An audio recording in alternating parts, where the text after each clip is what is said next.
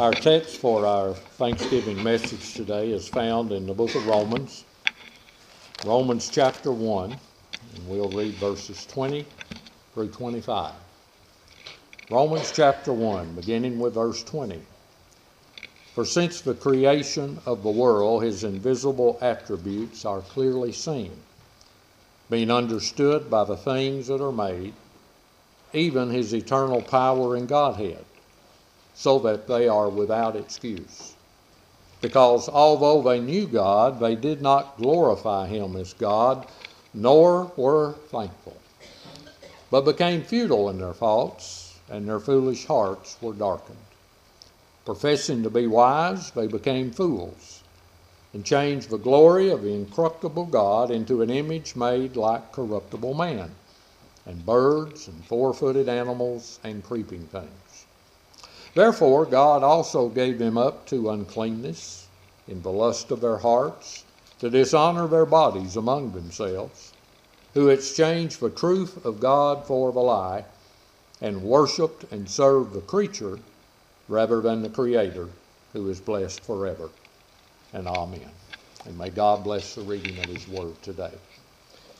In Walt Disney's classic Snow White and the Seven Dwarfs, when the dwarfs found Snow White out in the woods, 6 of the 7 dwarfs wanted to help her immediately and instantly, without any hesitation or reservation.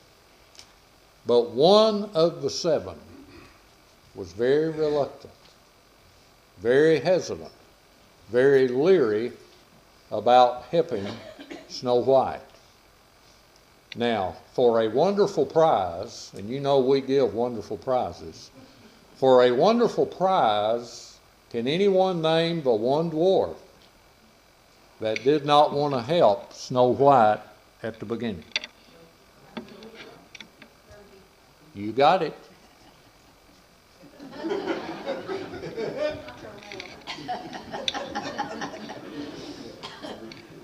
Grumpy the dwarf.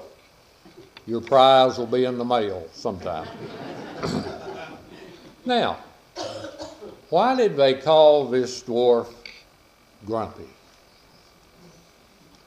Because he was grumpy all the time. Because he was ungrateful and unthankful. That was his attitude. That was his daily temperament. Grumpy the dwarf. Well, in our text for today, in Paul's famous description of the unrighteousness of man, he mentions grumpy. And where does he mention grumpy? He does so in verse 21, when he refers to people who, although they knew God, they were not thankful. Instead of being grateful to God, they were grumpy toward God and life. Now, why and how had this happened? Why and how had this bad, sad state of affairs came to be? Do we know? Yes. Paul lays it out for us. So let's look first of all at the cause for this grumpy ingratitude. Paul gives us the cause and reason in verse 21. He says, they did not glorify him as God. And then right after that, he tells us that they were grumpy. Now, that word for glorify there means literally a heavy weight. It's like we use the term, we give weight to someone or something. That means it's important to us. It's significant. That's what this word means. It means giving a heavy weight of importance or significance or value and worth. And when it comes to all the weights we have in life, who is to be the heaviest one of all? God. We are to give him more weight, more significance, more importance, more value and worth than anyone or anything else. But these people had made God out to be a lightweight, to not weigh much in terms of importance and significance to them. to be a lightweight in terms of his value and worth to them. And it was God losing weight on their scales that caused these people to not be thankful, to become grumpy and ungrateful. And folks, this still holds true, and it always will. Anytime we devalue God in our sight, anytime we deflate his worth to us, anytime we depreciate his importance to us, anytime we lessen and lower God's place in our life, we're going to become grumpy the dwarf. We're going to become ungrateful. Ungrateful to him, ungrateful to people, ungrateful to life in general. So that's the cause of our ingratitude right there. But now let's look at the consequences when we're grumpy. Paul gives us three. All, of course, are bad. The first one, ignorance. When we become ungrateful, Paul says in verse 21, our thoughts become futile, and our hearts become foolish and darkened. That word for futile means empty. While that word for foolish, you know what that word means? It literally means to be a moron. Where do we get our English word moron from? From this Greek word for foolish. Paul is saying, when our heads and hearts are empty of gratitude, they then become filled with foolish thoughts. When we will not give thanks to God, we're thinking like a moron, which is not thinking. When we're ungrateful to God, the porch light's not on. The light bulb is shot. The deck's not full. The elevator's not stopping at every floor. When we won't give thanks to God, to borrow the title of a movie, we're being dumb and dumber. And folks, this is our world today. In our world today, we're more educated than ever before. And yet, in many ways, our world is more foolish than ever before. Our world today has more access to knowledge than ever before. I come across something I want to know something about, I push my iPad 2 or 3 times, and I've got it right there. We've got access to all kinds of knowledge. But wisdom, that's another story. We got the knowledge, but the wisdom, We got more intelligence than ever before, and yet we got more ignorance than ever before. Why is this? What's the explanation? Paul gives it to us. It's our ingratitude to God. It leads to ignorance. Second consequence, it leads to idolatry. Paul lays this out in verse 23 and 25.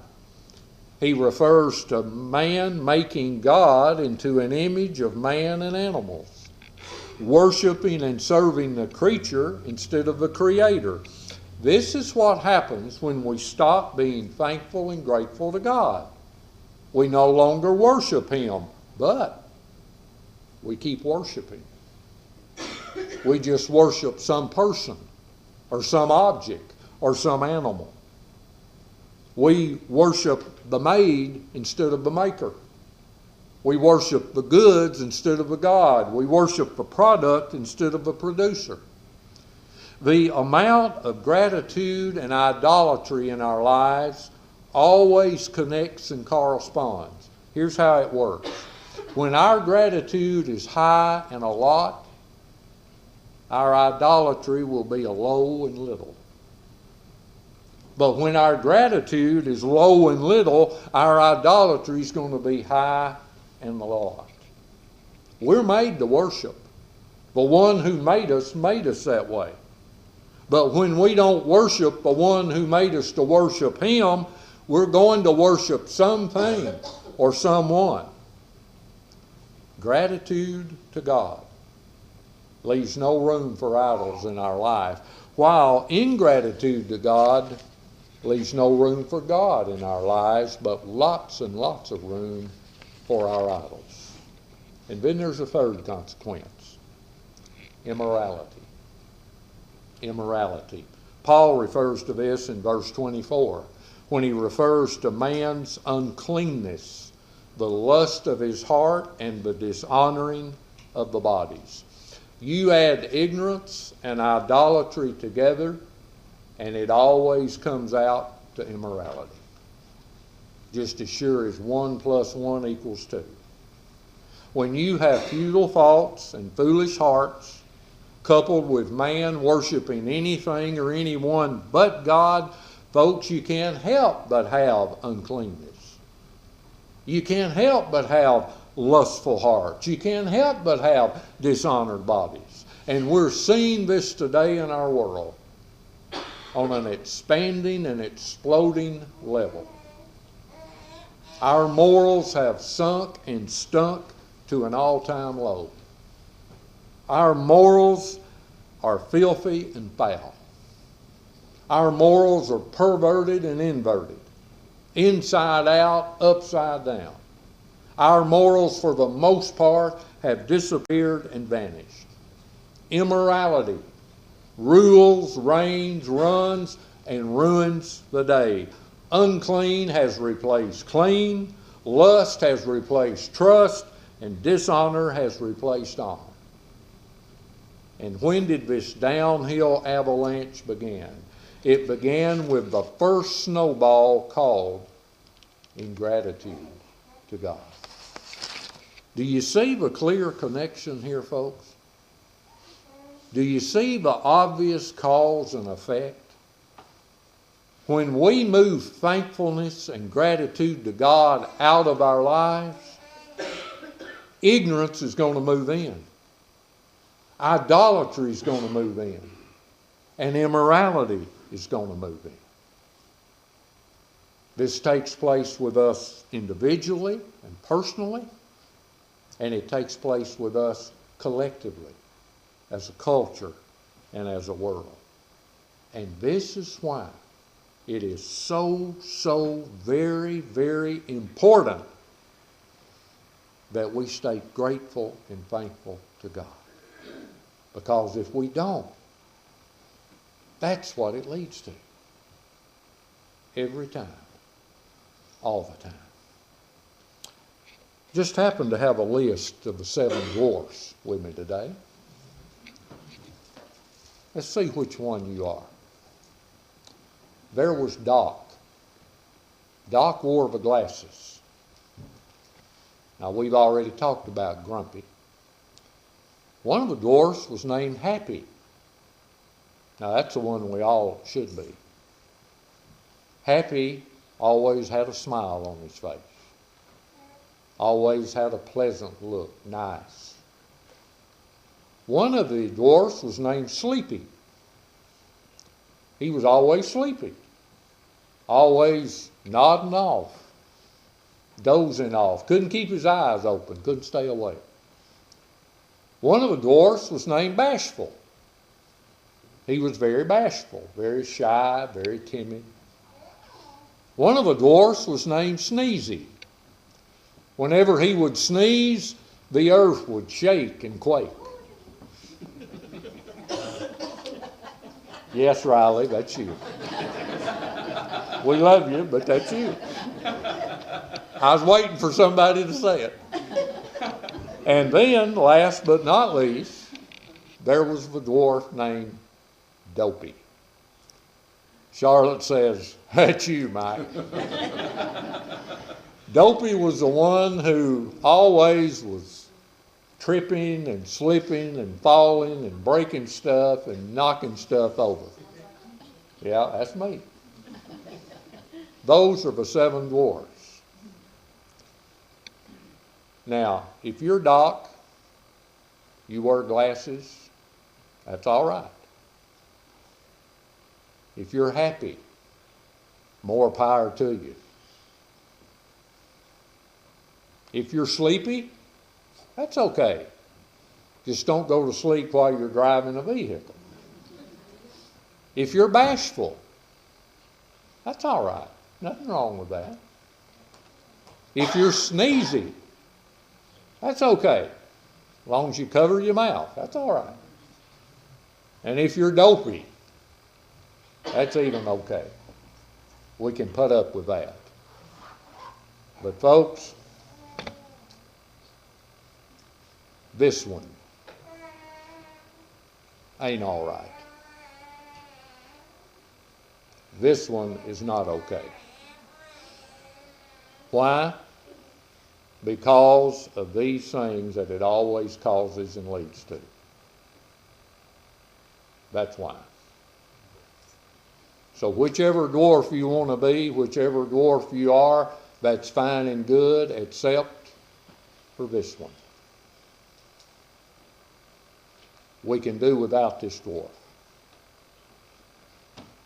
And as Christians, I've said it before and I'll keep saying it, we have more to be thankful for than anybody else in this world.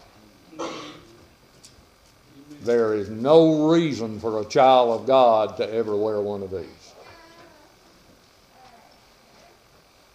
So let's put this cap in the closet and wear one of these others.